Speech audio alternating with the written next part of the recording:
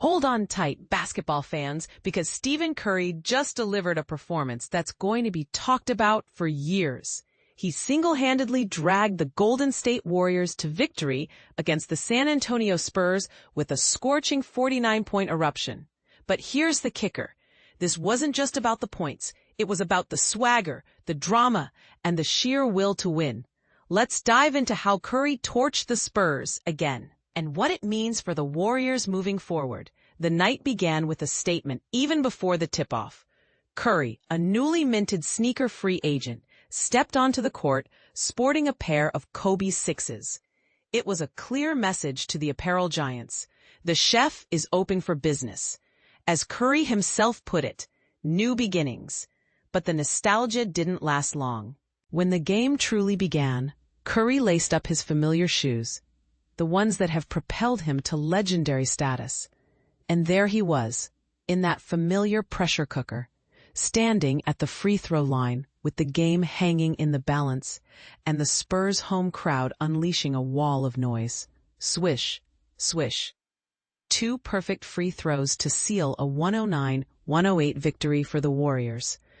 I'm not wondering if he's going to make them or not, Warriors coach Steve Kerr said, reflecting the confidence everyone has in Curry. I think everyone expects it. The tension was palpable. With the Warriors trailing by a single point and pushing the pace, Curry cleverly drew a reach-in foul from De'Aaron Fox, with just 6.4 seconds remaining.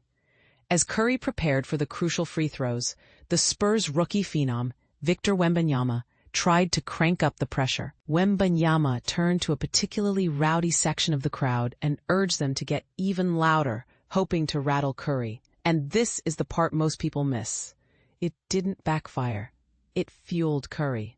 Absolutely, Curry confirmed when asked if he noticed Wembanyama's antics. I played into it. He didn't just ignore the noise, he embraced it. Between free throws, Curry walked closer to the crowd, mimicking Wembanyama's gesture, egging them on to amplify their jeers. Then he confidently stepped back, calmly sunk the second free throw, and, after a defensive stop on Fox at the buzzer, secured the Warriors' second consecutive win in San Antonio, both fueled by his explosive performances.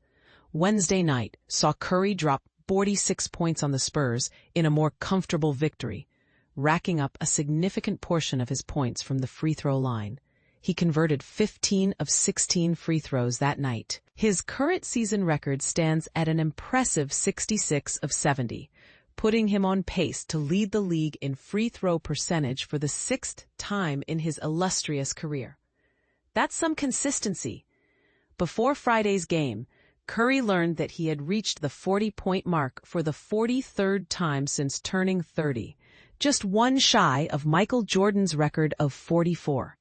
So, when Curry drained a fourth-quarter three-pointer, one of his 9 made threes on Friday, to surpass 40 points, he playfully flashed a 2 and a 3 with his fingers while jogging back down the court, a clear nod to Jordan for matching his record.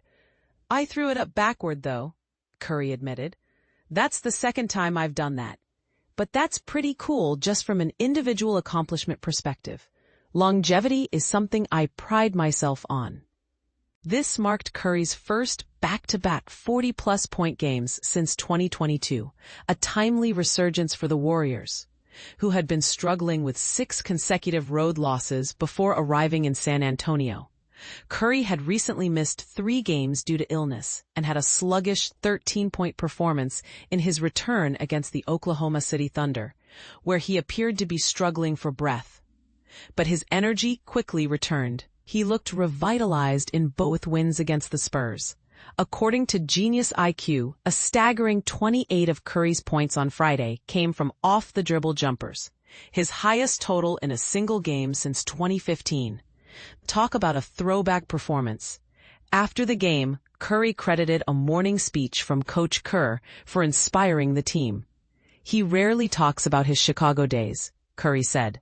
He gave some references to how they approached their team and their identity by comparisons to a band coming together.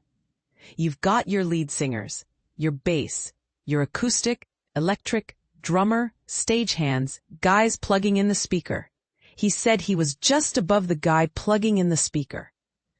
Curry acknowledged that he was the lead singer on this particular night, generating headlines with his pre-game sneaker choice, and then silencing the crowd with his clutch performance.